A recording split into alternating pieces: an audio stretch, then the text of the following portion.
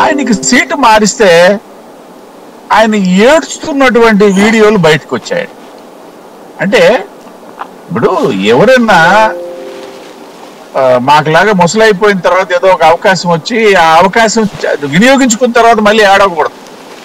ఆ అవకాశం చేజారిపోయింది అనుకోండి, మీరు ఇందాక ముందే చెప్పేశారు కదా, అలాంటి సందర్భంలో ఏడుపు అంటే ఒక ఆనందం ఉంటుంది, అర్థం ఉంటుంది. ఆనందంగా ఆయన యంగ్స్టర్ గా వచ్చాడు, ఆ వాతావరణం కలిసి వచ్చింది, శాసనసభ్యుడు అయ్యాడు, మంత్రి అయ్యాడు. మంత్రి అయిన తర్వాత ఇప్పుడు కూడా ఏంటంటే సీటు మార్చారు. నిజంగా చెప్పుకోవాలంటే that is a great achievement అనుకోవాలా. నేను ఇక్కడ వైసీపీ తాలూకా విధానాన్ని ఏమి నేను సమర్థించి మాట్లాడట్లా. ఆయనకి ఇచ్చినట్లేరు, వేరే వాళ్ళని పెట్టారు, ఇంకా కొత్తగా ఆయనకి ఇచ్చినట్లేరు, అందుకని బాధపడ్డట్టున్నాడు ఆయన. లేదు, పక్కన ఏదో వేరే నియోజకవర్గంలో పనిచేసుకోమని చెప్పారండి.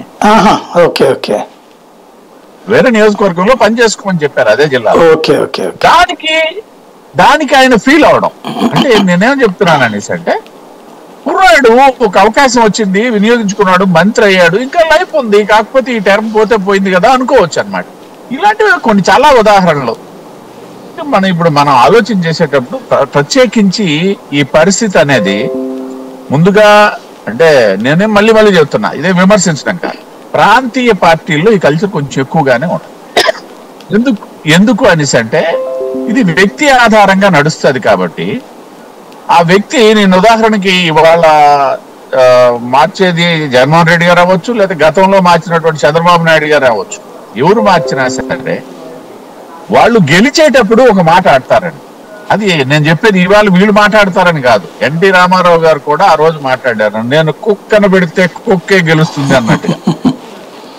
అంటే గెలిచేటప్పుడు నా తాలూకా ప్రభావం వలన, నేను పెట్టినటువంటి పార్టీ వలన, నేను పార్టీ నడిపినటువంటి తీరు వలనే అందరూ గెలుస్తారు అన్నటువంటి ఒక భావన వ్యక్తపరుస్తుంది. ఇది నేను చెప్పేది మన రాష్ట్రంలోనే కాదు, చాలా రాష్ట్రాల్లో మనం చూస్తాం. ఎప్పుడైతే ఓటమి దిశగా ప్రారంభం అవుతుందో అప్పుడు మాత్రం మళ్ళీ క్యాండిడేట్లు ఉన్న ఎక్కడ చేయాల్సినటువంటి అసెంబ్లీ కాన్స్టిట్యున్సీస్ ఇవన్నీ మళ్ళీ గుర్తుకొస్తాయి. ఇది గమ్మత్తైన విషయం. మొదట గెలిచేటప్పుడేమో నా ప్రభావమా, ఓడిపోయే పరిస్థితి వచ్చేటప్పుడేమో అక్కడ క్యాండిడేట్ ప్రభావమా, ఇది సరైనది కాదు కదా. గెలిచేటప్పుడైనా ఓడేటప్పుడైనా సరే ఏకస్వామ్య పార్టీలు, ప్రాంతీయ పార్టీలు ఖచ్చితంగా, నేను ప్రాంతీయ పార్టీలు ఆ విధంగా ఉండకూడదు అని వాదించడం కూడా నా అభిమతం కాదు. డెఫినెట్ గా అలాగే ఉండాలి, లేకపోయినట్టయితే మనుగడ సాధించలేవు ఏ ప్రాంతీయ పార్టీ కానీ. ఓ వ్యక్తి ఆధారంగా లేకపోతే వ్యవస్థ ఆధారంగా ప్రాంతీయ పార్టీలు నడపడం అంటే ఏ ఒక్కరి